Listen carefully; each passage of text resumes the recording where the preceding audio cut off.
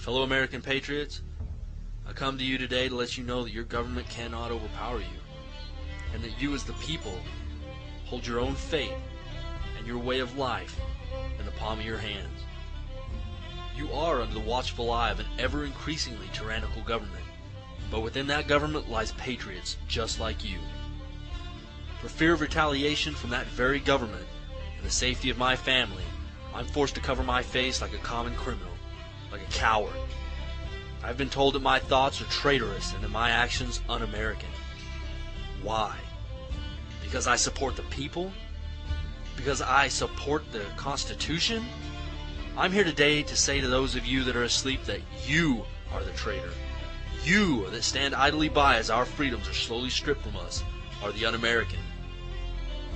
I ask civilians on the street if they're aware of the form of government that this United States was founded on. Almost every one of them proudly stated democracy.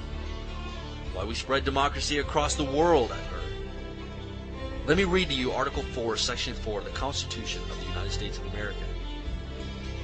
The United States shall guarantee to every state in the Union a republican form of government, and it shall protect each of them against invasion, and on application of the legislature or of the executive when legislature cannot be convened, against domestic violence. And tell me if this one sounds familiar. I pledge allegiance to the flag of the United States of America and to the republic for which it stands, one nation, under God, indivisible, with liberty and justice for all. How did we get so far from our roots? And while I'm on pledges, many of you might have seen the YouTube video produced by Harpo Productions, where dozens of celebrities pledged to be a servant to our president and mankind.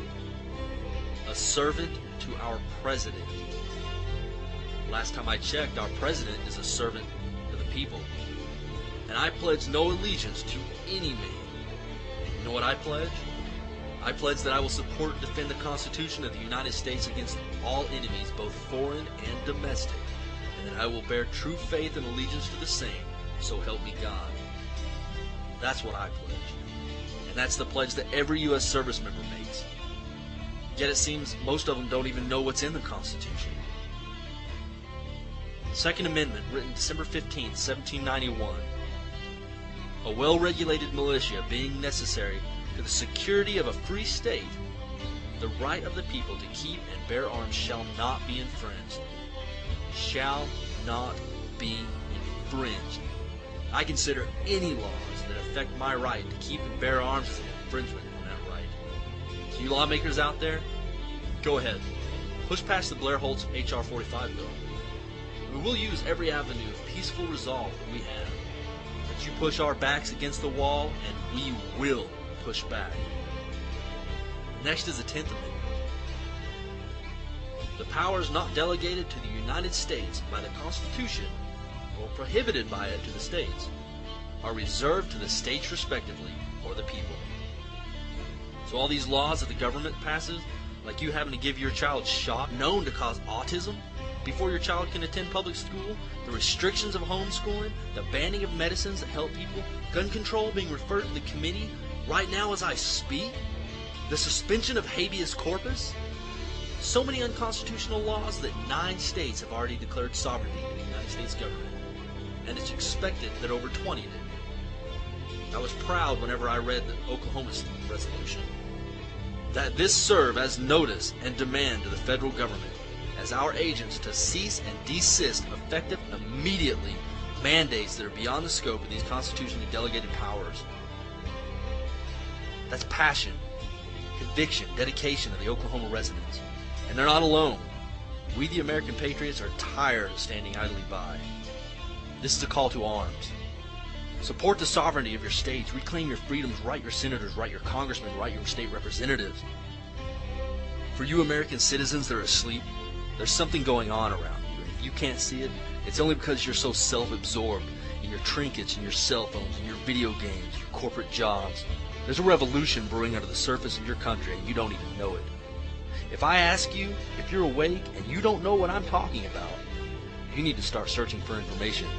You need to read your Constitution. You need to know your rights. Look up what started the first revolution. Do research on your monetary system. Keyword the Federal Reserve. Ask yourself a simple question. Do I want to be free? Or do I just ask for a protective master to watch over me? The time for you to make that choice is at hand. The enemies of the Constitution are not far away in some distant desert. They're found right here on our own soil. We have become complacent, and we've allowed the tyrants to take over this country, and we have no one to blame but ourselves. The time is now. We must rise up together as one voice and resist while we still have the ability to resist. I know many of you are afraid of the government. You wonder how can you fight something as strong as the U.S. military. I ask you this question. Who is it that's behind those rifles that you fear? They are your sons, your daughters, your mothers, and your fathers. They are American citizens just like you. And let me assure you that there is a resistance within the military. We will not be silent. We will not obey. We will not allow the American people to be harmed and their rights be taken away in any manner. We will not disarm the American people during martial law. Let me assure you, patriots, that we will die fighting our brothers in arms if we must, but we will not fight our countrymen. Our lives we stake on this. Patriots, the time is at hand. If the government pushes us into a corner, then I wish you well, for the fight that lies before us will be the toughest thing our generations have ever endured. Your grandchildren's grandchildren will read about how you fought for their freedoms. We can only hope that they will not be as foolish as we in allowing the government to ever do this again. Patriots, I'll leave you with the saying that my father left me with the day that I left the Marine Corps. Keep your chins up, your heads down, and dig your foxholes deep.